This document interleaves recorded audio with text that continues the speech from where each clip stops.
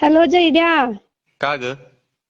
आणि माझं तोंड लय फुटले या मग थंडीनं. मला काहीतरी घेऊन दे की. आता काय नुसतं घेऊन देऊ? असं तडाकलंय यार, असं ते ढेकळं फुटल्यागत.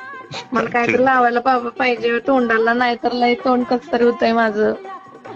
माझं आहे. हॅलो हा. जयड्या, हा.